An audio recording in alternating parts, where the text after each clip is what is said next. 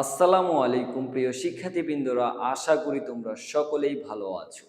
আবারও অর্জন কোচিং সেন্টারের পক্ষ থেকে আমি তোমাদের সকলকে জানাই আন্তরিক শুভেচ্ছা ও অভিনন্দন। এর আগে আমি তোমাদের নবম দশম শ্রেণীর হিসাব বিজ্ঞান বইয়ের নবম অধ্যায় রেওয়ামিলের পার্ট 1, পার্ট 2, পার্ট 3 নিয়ে আলোচনা করেছি। সেখানে আমি রেওয়ামিলের বিভিন্ন বিষয় নিয়ে আলোচনা করেছি।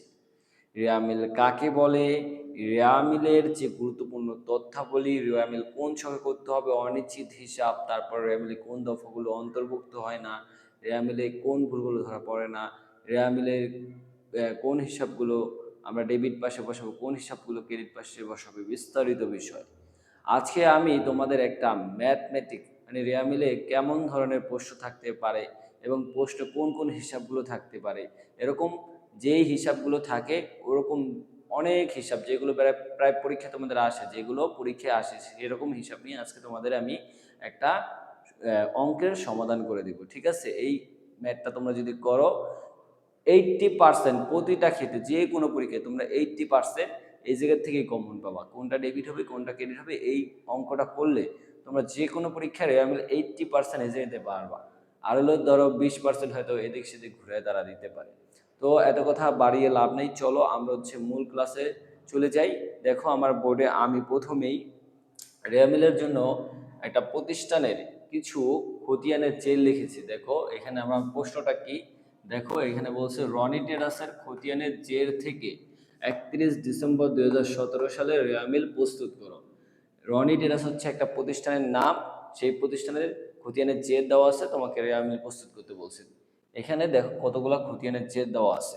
তো আমরা এইখানে দেখো আগেই আমরা কি করেছি, এই খতিয়ানের জেরগুলো তুলে ফেলেছি যাতে আমার একটু সময় কম লাগে তোমাদের বোঝাতে। এর জন্য আমরা এইখানে প্রথমটা ধরবো আর এরপর কোনটা ডেবিট পাশে বসবে কোনটা ক্রেডিট পাশে বসবে এটা আমি তোমাদেরকে বুঝিয়ে দেবো। তোমরা তো জানো রেওয়ামিল প্রস্তুত করতে হলে যে প্রতিষ্ঠানের রেওয়ামিল প্রস্তুত করব সেই প্রতিষ্ঠানের প্রথমে কি লিখতে হয়, নাম। তো আমাদের রেওয়ামিল প্রস্তুত করতে বলছে না, কোন প্রতিষ্ঠানের রেওয়ামিল প্রস্তুত করতে বলছে, রনি টেরাস। তার জন্য আমরা সর্বপ্রথমে কি লিখবো, উপরে রনি টেরাস। তারপর যেহেতু আমরা রেওয়ামিল প্রস্তুত করতেছি তার জন্য আমরা লিখবো তার নিচে রেওয়ামিল। ঠিক আছে, এরপরে সব সময় রেওয়ামিলটা লেখার পরে তার নিচে তোমার যেই মাস রেওয়ামিল করতে বলবে যেই সালের সেই লাস্ট ডেটটা দিতে হবে। যেমন এখানে আমাদের ডিসেম্বর মাসের করতে বলছে তার জন্য আমরা লিখেছি 31 ডিসেম্বর 2017 সাল, ওইখানে 2017 সাল দেওয়া ছিল। সব সময় রেওয়ামিল প্রস্তুত করতে হলে তোমার উপরে এই লেখাগুলো লিখতে হবেই।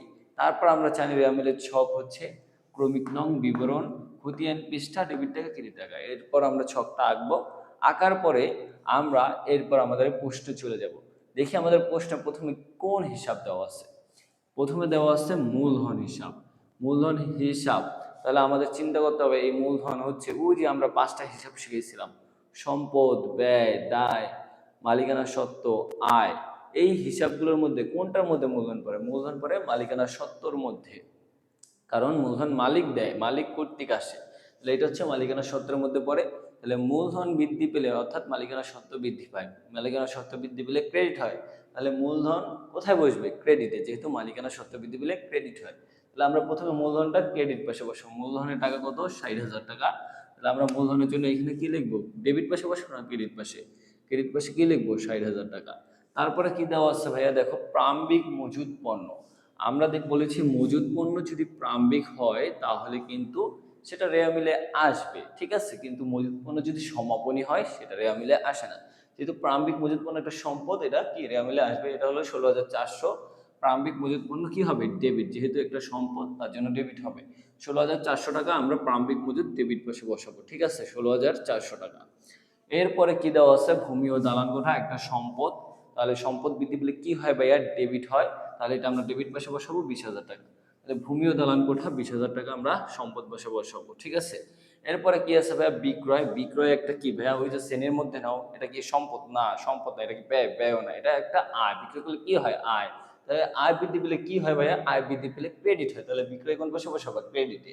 তাহলে 81,200 বিক্রয় বরাবর 81,200 তুমি কোথায় বসাবো? ক্রেডিট পাশে, ঠিক আছে ভাইয়া। 81,200 বিক্রয়, ঠিক আছে। এই যে বিক্রয় বরাবর 81,200 তোমরা ক্রেডিট পাশে বসাবো, বুঝতে পারছো? এরপরে দেখো ভাই কি আছে? গ্যাস ও পানি। গ্যাস ও পানি দ্বারা কি বুঝিয়েছে? গ্যাস ও পানির যে বিলটা আছে না, বিল প্রদান করছে। গ্যাস ও পানি দ্বারা বুঝাচ্ছে এটার খরচ, একটা মাসে আমরা গ্যাস ও পানি ইউজ করছি, সেটা বিল প্রদান করা হয়েছে।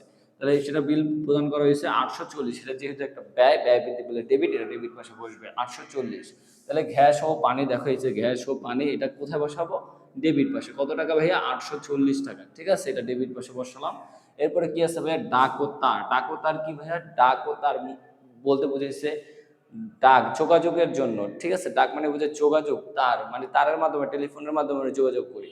এই যে যোগাযোগের যে খরচ, ডাক ও তারের যে খরচ, এটা একটা কি? ব্যয়। তাহলে ব্যয় বৃদ্ধি পেলে কি হয়? ডেবিট। তাহলে 18,490 টাকা আমরা কোথায় বসাবো? ডেবিট পাশে, ডাক ও তারের জন্য। এই যে ডাক ও তার, এটা একটা যেহেতু ব্যয়, তাহলে এটা ডেবিট পাশে বসবে 18,490 টাকা। ঠিক আছে ভাইয়া, দেখো 18,490 টাকা আমরা ডেবিট পাশে বসালাম। এরপরে কি আছে ভাইয়া? প্রাপ্য হিসাব। প্রাপ্য হিসাব কি ভাইয়া? প্রাপ্য হিসাব মানে ওই যে দেনাদার, আমরা বাকিতে বিক্রি করলে যে দেনাদার সৃষ্টি হয়, সেই দেনাদারের অপর নাম হচ্ছে প্রাপ্য হিসাব। ঠিক আছে, প্রাপ্য হিসাব একটা কি? সম্পদ, চলতি সম্পদ। তার জন্য কোথায় বসবে? ডেবিট পাশে।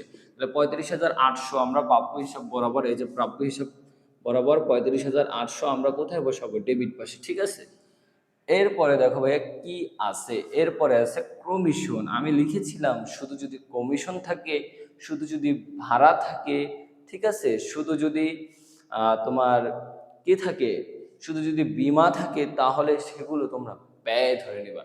কমিশন থাকা মানে সেটা কমিশন প্রদান করছো তুমি, ঠিক আছে, এটা তোমার জন্য ব্যয় হয়েছে।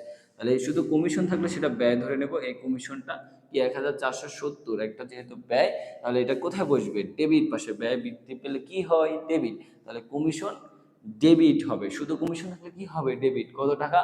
1,470 টাকা। তাহলে আমরা কমিশন বরাবর 1,470 টাকা সুন্দরভাবে বসিয়ে দেবো। ঠিক আছে, এরপরে কি আছে ভাইয়া? দেখো যন্ত্রপাতি। যন্ত্রপাতি একটা সম্পদ, 10,270।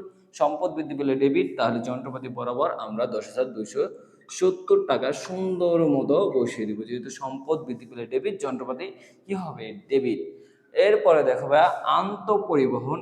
আন্ত পরিবহন মানে কোন পরিবহন বোঝায়? সবসময় মনে রাখবা, আন্ত, এই যে আন্ত স্বরে স্বরে আতে কি হয়? আমার। তাহলে আন্ত পরিবহন মানে কি জানো? আমার কাছে আসছে পরিবহনের মাধ্যমে, আমার কাছে কি আসছে? পরিবহনের মাধ্যমে। তাহলে আমার কাছে পরিবহনের মাধ্যমে কোনটা আসে? আমি যে পণ্যটা ক্রয় করি, সেই পণ্যটাই তো আমার কাছে আসবে। তাহলে ক্রয় পরিবহনটাই হচ্ছে আন্ত পরিবহন। যেহেতু স্বরে আতে আমার, আর স্বরে আতে আন্ত পরিবহন, আমার কাছে কোন পণ্যগুলো আসে? যেটা আমি ক্রয় করি। তাহলে ক্রয় পরিবহনের অপর নাম কি? আন্ত পরিবহন। আন্ত পরিবহন থাকুক আর বহিঃ পরিবহন থাকুক, বহিঃ পরিবহন মানে বিক্রয় পরিবহন, যেটাই থাকুক দুইটাই হচ্ছে ব্যয়। ব্যয় হলে সেটা কি হয়? ডেবিট। আন্ত পরিবহন আমরা কি বসাবো? ডেবিট পাশে, যেহেতু এটা ব্যয় 3,370 টাকা, ব্যয় বৃদ্ধি পেলে ডেবিট।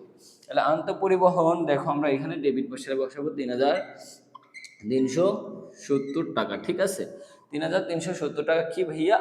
আন্ত পরিবহন। তারপর কি আছে? উত্তোলন। আমরা কি শিখিয়েছিলাম? উত্তোলন টাইম কি হবে? ডেবিট। মূলধন ক্রেডিট, এদের সুদ থাকলে এরা বিপরীত হয়ে যাবে, তাই না? তাহলে উত্তোলন আছে, আমরা কি লিখবো? ডেবিট। 2,480 টাকা। তাহলে 2,480 টাকা এখানে সুন্দর মতো বসায়া দাও। কত ভাইয়া? 2,480 টাকা। তারপরে দেখো ভাইয়া উত্তোলনের পর আছে প্রশিক্ষণ ও ভাতা। প্রশিক্ষণ ভাতা। প্রশিক্ষণ ভাতা মানেই হচ্ছে ব্যয়। কোনো ভাতা মানে কি? ব্যয়। তাহলে প্রশিক্ষণ ভাতা যেহেতু ব্যয়, ব্যয় বৃদ্ধি পেলে কি হবে? ডেবিট। 990 টাকা তোমরা ডেবিট পাশে বসাবা। প্রশিক্ষণ ভাতা ব্যয়, ব্যয় বৃদ্ধি পেলে ডেবিট। তাহলে 990 টাকা আমরা কোথায় বসাবো? ডেবিট পাশে বসাবো। এরপর আছে ভাইয়া ব্যাংক জমা। দেখো তো ব্যাংক জমা কি? ব্যাংক জমা একটা সম্পদ, তোমার ব্যাংকে জমা আছে, এটা কি? তোমার সম্পদ। তাহলে সম্পদ বৃদ্ধি পেলে ডেবিট। 5,260 টাকা তোমরা কোথায় বসাবা? ডেবিট পাশে। দেখো ব্যাংক জমা 5,260 টাকা, এটা কি ভাইয়া? ডেবিট। এরপরে দেখো ভাইয়া কি আছে? কর ও অভিকর। কর দিতে হয় না? এগুলো কি? আয়, কর দেও তোমরা। কর হচ্ছে একটা ব্যয়। কর ব্যয় হলে এটাও কি হবে? ডেবিট পাশে। 840 টাকা, ব্যয় বৃদ্ধি পেলে ডেবিট। কর ও অভিকর 840 টাকা, এটা একটা কি? ব্যয়, তার জন্য ডেবিট পাশে বসবে। এরপর আছে অবচয় নাকি ভাইয়া? দেখো কর ও অভিকরের পরে আছে মজুত পণ্য। মজুত পণ্য দেওয়া আছে 31/12/2017। দেখো কোনো মাসের শেষ তারিখ, শেষ মাস শেষ তারিখ থাকলে, কোনো বছরের শেষ মাস শেষ তারিখ থাকলে সেটা কি সমাপনী না ভাইয়া? সমাপনী মজুদ পণ্য কি তোমার রেয়া মিলে আসে? আসে না কিন্তু, ঠিক আছে। সমাপনী মজুদ পণ্য তোমার রেয়া মিলে আসে না, তার মানে এটা তো আসবে না রেয়া মিলে, এটা আমাদের লেখার দরকার নেই। এরপর বলছে সমাপনী মণিহারি। ভাই আমরা শিখেছি না সমাপনী মণিহারিও রেয়া মিলে আসবে না, তাহলে এটাও রেয়া মিলে আসবে না। এরপরে কি বলেছে ভাইয়া? ব্যাংক জমা। দেখো ব্যাংক জমা ঠিক আছে, কিন্তু ব্যাংক জমা বলেছে 1/1/2017, তার মানে বুঝেছি এটা প্রারম্ভিক ব্যাংক জমা। কি ভাইয়া? প্রারম্ভিক ব্যাংক জমা। প্রারম্ভিক কোনো বছরের প্রথম মাসের প্রথম তারিখ মানে কি ভাইয়া? প্রারম্ভিক ব্যাংক জমা। প্রারম্ভিক ব্যাংক জমা কি রেয়া মিলে আসে? না, আমি বলছি আসে না। প্রারম্ভিক ব্যাংক জমা, ব্যাংক তহবিল, ঠিক আছে, প্রারম্ভিক ব্যাংক তহবিল এগুলো কিন্তু রেয়া মিলে আসা, কিন্তু সমাপনী ব্যাংক জমা থাকলে তাহলে কিন্তু আসতো। তাহলে এটাও কি আসবে না। তারপরে কি আছে ভাইয়া? অবচয়। অবচয় কি? একটা ব্যয়। অবচয় একটা ব্যয় হলে এটা কি বসবে? ডেবিট বসে 1430 টাকা। এই যে অবচয়, এখানে কি বসাবে? 1430 টাকা। তোমরা কি অবচয় বুঝো? আমি কি অবচয়টা একটু বুঝাই দিব? অবচয় কি? আমরা কোনো আসবাবপত্র বা কোনো স্থায়ী সম্পদ দীর্ঘদিন ব্যবহারের ফলে সেটা ক্ষয়ের কারণে যে মূল্য হ্রাসটা পায়, সেটা ব্যবহারের ফলে যতটুকু মূল্য হ্রাস পায় সেই মূল্যটাই হচ্ছে অবচয়। ব্যবহারের ফলে দীর্ঘ সময়ে যতটুকু মূল্য হ্রাস পায় সেই যতটুকু মূল্যের পরিমাণটাই হচ্ছে অবচয়, ঠিক আছে। অবচয় যেহেতু একটা ব্যয়, তার জন্য এটা কি হবে? ডেবিট। এরপর হচ্ছে ভাড়া প্রাপ্তি। দেখো তো ভাইয়া, ভাড়া প্রাপ্তি, ভাড়া প্রাইসও তোমার কি হয়েছে? আয়, আয় বৃদ্ধি পেলে ডেবিট। তাহলে 450 টাকা ডেবিট হবে না, আয় বৃদ্ধি পেলে কি হয়? ক্রেডিট। 450 টাকা, তাহলে 450 টাকা কোথায় বসাবা? ক্রেডিট পাশে। দেখো ভাড়া প্রাপ্তি যেহেতু একটা আয়, আয় বৃদ্ধি পেলে আমাদের কোন পাশে বসে? ক্রেডিট পাশে। তাহলে 450 টাকা আমরা কোথায় বসাবো? ক্রেডিট পাশে।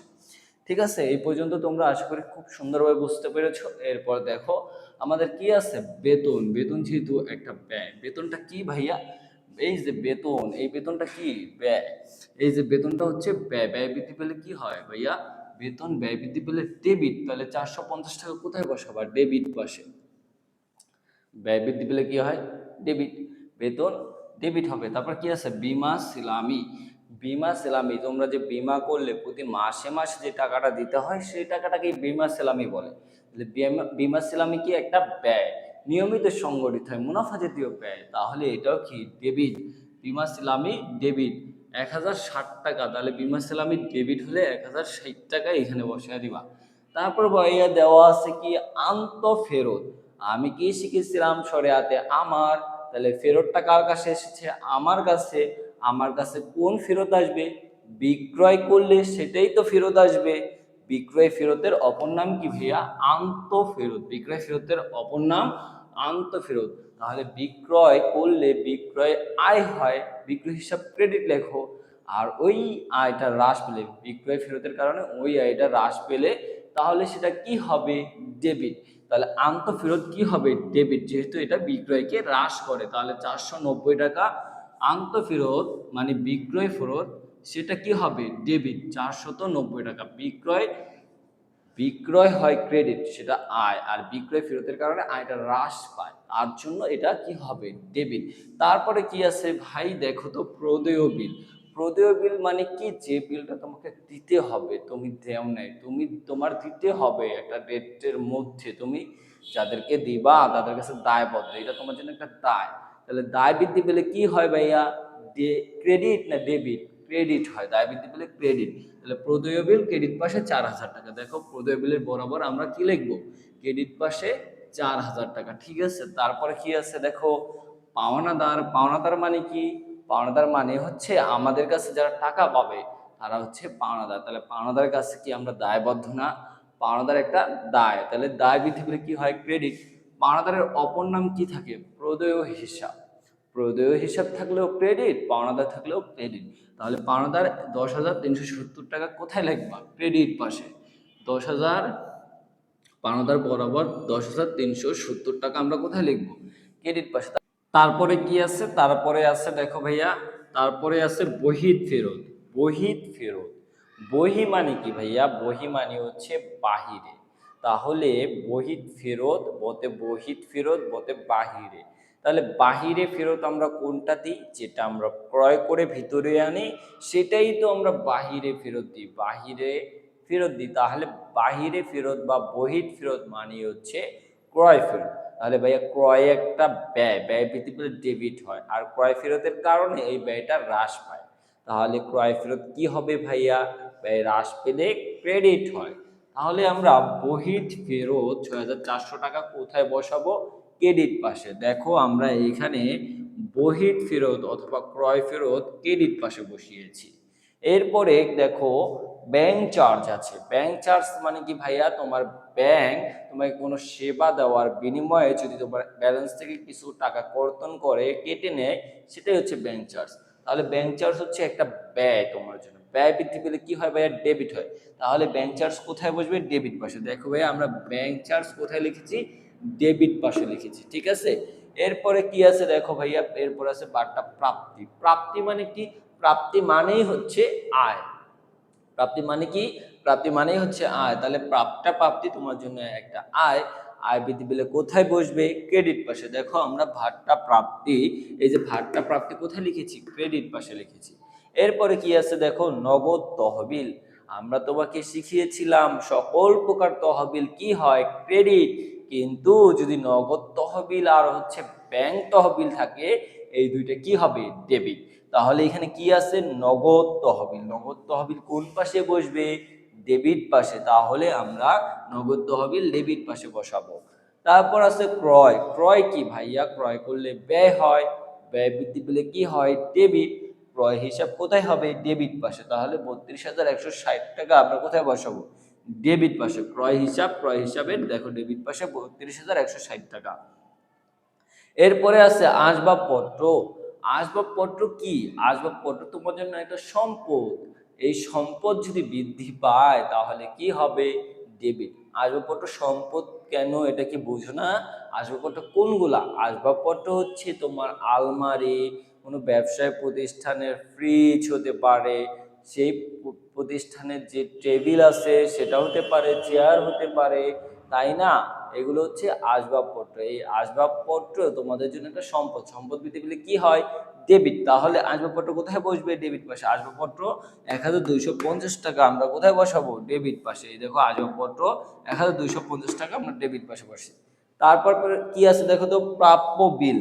প্রাপ্য মানে কি? তুমি পাও। প্রাপ্য মানে কি? পাও, ঠিক আছে। প্রাপ্য হিসাব মানে কি? ওই যে দেনাদারের অপর নাম। সেম ভাবে প্রাপ্য বিল মানে তুমি এই বিলটা পাবা। তাহলে তুমি বাকিতে কোনো একটা কিছু বিক্রি করছিলে, তারা তোমাদেরকে বিল দিচ্ছে, এই বিলে একটা স্বাক্ষর করে দিচ্ছে, এই মুখ তারিখের ভিতরে আমরা টাকা দিব। এই প্রাপ্য বিল মানে হচ্ছে তুমি টাকা পাবা, এটার জন্য এটা হচ্ছে তোমার জন্য একটি চলতি সম্পদ। তাহলে এই সম্পদ, যেহেতু এটা সম্পদ, সম্পদ বৃদ্ধি পেলে কি হয়? ডেবিট। তাহলে প্রাপ্য বিল যে ১,৪৭০ টাকা আছে, এটা কোথায় হবে বলো তো? হ্যাঁ, তুমি যেটা ভেবেছো ডেবিট পাশে, ডেবিট পাশে বসবে। তাহলে প্রাপ্য বিল ১,৪৭০ টাকা, ঠিক আছে। এই যে প্রাপ্য বিল ১,৪৭০ টাকা আমরা কোথায় বসিয়েছি? ডেবিট পাশে। এখন তারপরে দেখো কি আছে, সম্ভাব্য দায় ৫,০০০ টাকা। সম্ভাব্য দায়, সম্ভাব্য আয়, এগুলো কি রেওয়া মিলে আসবে? না। আমাদের বেসিক ক্লাসে আমরা কিন্তু বলেছি সম্ভাব্য দায়, সম্ভাব্য আয় রেওয়া মিলে আসে না, কারণ এরা শিওর কোনো এই দায় নয়, শিওর কোনো সম্পদ নয়, ঠিক আছে। তাহলে দেখো আমাদের সকল এন্ট্রিগুলো আমরা কি করেছি? রেওয়া মিলে যে ছকটা, সেখানে ক্রমিক নং অনুযায়ী সাজিয়েছি। তারপর আমরা এই এন্ট্রিগুলোকে, খতিয়ানের জেরগুলোকে চিন্তা করেছি, এটা সম্পদ নাকি এটা ব্যয়, নাকি এটা দায়, নাকি আয়, নাকি মালিকানা সম্পদ। যেটা বৃদ্ধি পেলে যা হয় আমরা কিন্তু সেটাকে সেই পাশে নিয়েছি। কিন্তু দুই একটা ব্যতিক্রম করেছি, যেমন ক্রয় ফেরত ছিল ক্রয় ব্যয়, কিন্তু ক্রয় ফেরত কি ব্যয়? ক্রয় ফেরত আরো ব্যয়কে হ্রাস করে, তার জন্য সেটাকে আমরা ক্রয় ডেবিট হয়, ক্রয় ফেরতকে ক্রেডিট লিখেছি। তেমন বিক্রয় ফেরত ছিল, বিক্রয় হচ্ছে আয়, কিন্তু বিক্রয় ফেরত কি আয়? না, সেটা আয়কে হ্রাস করে, তার জন্য সেটাকে আমরা ডেবিট করেছি, ঠিক আছে। কিছু ব্যতিক্রম হবে, সেটা তোমরা চিন্তা ভাবনা করে লিখবা। তো আশা করি তোমরা কিভাবে ডেবিট ক্রেডিট পাশে এই হিসাবগুলো বসাতে হয় সেটা বুঝতে পেরেছো, এবং তোমরা পরীক্ষা যদি এই জায়গা থেকে আসে তোমরা পারবা, আমি সেটা বিশ্বাস করি। আর এদিক থেকে তোমার 80% আসবে, তোমরা এটা খুব ভালোভাবে দেখবে, ঠিক আছে। আর কিছু হচ্ছে অন্য 20% অন্য জায়গাতে আসবে। এরপরে এরকম রেয়ামিলের লেনদেনগুলো ডেবিট ক্রেডিট পাশে বসানোর পর, টাকাগুলো বসানোর পর আমাদের কি করতে হবে, এরপর আমাদের এই যে টাকা যে দুইটা ঘর, এইখানে কি টানতে হবে, একটা বক্স আঁকতে হবে, বক্স, ঠিক আছে, যাতে এখানে আমরা যোগ করে লিখতে পারি। তাহলে আমরা সকল ডেবিট পাস এগুলো সব কি করব, এগুলো যোগ করব। যোগ করলে তোমরা দেখবা 1,62,570 টাকা হয়, আমরা যোগ করেছি। এরপর আবার কি করবা, ক্রেডিট পাশে সব কিছু যোগ করবা, তাহলে কি হয়, এখানে 1,62,570 টাকাই হবে। তাহলে দেখো, ক্রেডিট পাস যোগ করলে 1,62,070 হয়, ডেবিট পাস যোগ করলেও কি হয়, 1,62,570 টাকা হয়। দুই পাশেই 1,62,570 টাকা হয়, যেহেতু দুই পাশ মিলে গিয়েছে আমাদের রেয়া মিলটা হয়েছে, ঠিক আছে, যেহেতু রেয়া মিলটা মিলে গেছে আমাদের রেয়া মিলটা হয়েছে। তো আরেকটা জিনিস আমি তোমাদেরকে বলে দিই, অনেক সময় রেয়া মিল সব কিছু সঠিকভাবে লেখার পরেও দেখা যায় হয়তো এই পাশ বেশি হয়, নয়তো এই পাশ বেশি হয়, অর্থাৎ এই দুই পাশ মিলে না। তখন আমরা কি করি, যেই পাশে কম হয় যত টাকা, সাপোজ ধরো এখানে 62 না হয়ে 61,000 হইতো, তাহলে আমাদের এখানে দেখো 1,000 বেশি 1,000 কম, তাহলে এখানে 1,000 কি কম, তাহলে আমরা এখানে 1,000 টাকা, যেই পাশে যত টাকা কম সেই পাশে তত টাকা, তাহলে এই জায়গায় 1,000 টাকা আমি বসাইয়া এইখানে কি করতাম, 29 নাম্বার আর একটা এন্ট্রি লিখতাম কি, অনিশ্চিত হিসাব, কি লিখতাম, অনিশ্চিত হিসাব, ঠিক আছে। বলে কি বুঝেছি, বুঝছো? তোমার যদি কোনো সময় সবকিছু সঠিকভাবে বসানোর পরেও রেয়ামিল না মিলে, তখন তোমার যে পাশে যত টাকা কম হবে তত টাকা বসিয়ে তোমরা কি লিখবা, অনিশ্চিত হিসাব, ঠিক আছে। তাহলে এই অঙ্কটা আমাদের হয়েছে, আমাদের অনিশ্চিত হিসাব দরকার নাই, আমরা সব কিছু বসানোর পরে আমাদের অঙ্ক কিন্তু মিলে গিয়েছিল, ঠিক আছে। আমাদের এখানে 1,62,570, এখানেও 1,62,570, আমাদের অঙ্কটা কি সঠিক হয়েছে। তো প্রিয় বন্ধুরা, তোমরা আশা করি বুঝতে পেরেছো কিভাবে একটা প্রশ্ন দেওয়া থাকলে, খতিয়ানের উদ্বৃত্ত দেওয়া থাকলে সেখান থেকে রেমিল প্রস্তুত করতে হয়। তোমরা আশা করি পরীক্ষায় যদি রেয়ামিলে এরকম এই আসে প্রশ্ন, তোমরা পারবে, ঠিক আছে। আর এটা দেখবা এখান থেকে কিন্তু 80% এন্ট্রি তোমার পরীক্ষা থাকবে, বা অন্য অন্য যেখানে করবে সেখানে তোমরা পাবা, ঠিক আছে। তো আজকে আমার ক্লাস এই পর্যন্ত। তোমরা যারা আমাদের ভিডিওগুলো দেখো তারা হচ্ছে এই ভিডিওগুলো তোমাদের বন্ধু বান্ধবের কাছে শেয়ার করবা। অনেকেই আছে তোমার হচ্ছে কোচিং করতে পারে না, তারা যদি এই ভিডিওগুলো পায় তারা খুবই উপকৃত হবে। এবং তোমরা সবাই এই আমাদের ফেসবুক পেজ অর্জন কোচিং সেন্টার, সেখানে ফলো দিয়ে রাখবা, লাইক দিয়ে রাখবা, যাতে আমাদের আরো ভিডিও তোমরা পাও, ঠিক আছে। এবং আমাদের পোস্টগুলোতে এইগুলো তোমরা রিয়েক্ট দিবে এবং কমেন্ট করবে। এরপরে আমাদের ফেসবুক পেজের পাশাপাশি আমাদের ইউটিউব চ্যানেল আছে, সেখানে তোমরা সাবস্ক্রাইব করে রাখতে পারো, সেখানে বিভিন্ন বিষয়ের ভিডিও তোমরা পাবা। তো সবাই ভালো থাকবে, সুস্থ থাকবে, আসসালামু আলাইকুম।